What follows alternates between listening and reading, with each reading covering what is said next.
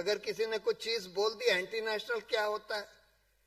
वो कहते हैं कि अगर तुम सरकार के खिलाफ बोल दो तो तुम एंटी नेशनल हो। अगर पाकिस्तान से युद्ध हो रहा है या किसी और देश से युद्ध हो रहा है या उनके साथ कुछ प्रॉब्लम है, अगर ये कह दो कि भाई चीन ने हमारी बहुत सारी जमीन पर कब्जा कर लिया है, तो तुम एंटी नेशनल हो।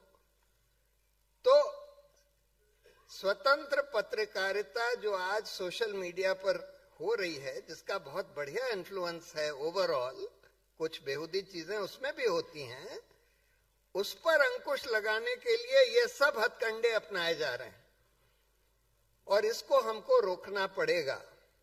अगर हमको, देखिए, ऐसा नहीं है कि सब कुछ खत्म हो चुका है, हम लोगों को हताश होने की जरूरत नहीं है। हमारे जो प्रोफेसर थे प्रिंसटन यूनिवर्सिटी में, वो कहते थे कि when the going looks bad, just hang in there. You never know when the tide will turn.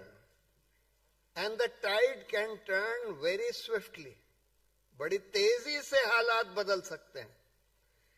हमको डटे रहना है, हमको सही बात कहनी है, हमको अब सड़कों पर भी उतरना है। ये लोग ये कोशिश कर रहे हैं कि धारा 140 लगाकर सब जगह लोगों को सड़कों से उतरने पर पाबंदी लगा दें, जिससे लोग सड़कों पर उतर ना पाए। ये पाबंदी बिल्कुल गैर कानूनी है, गैर संवैधानिक है। सुप्रीम कोर्ट कई बार कह चुका है कि बाहर प्रोटेस्ट करना, पीसफुली प्रोटेस्ट करना, अहिंसा जनक प्रोटेस्ट करना हर एक जने का मौलिक अधिकार है। लेकिन फिर भी ये लोग बार बार पाबंदी लगा रहे हैं और हमको उसको अब तोड़ना होगा।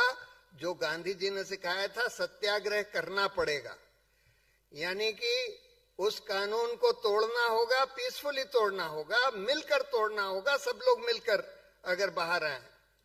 वो आज समय आ गया।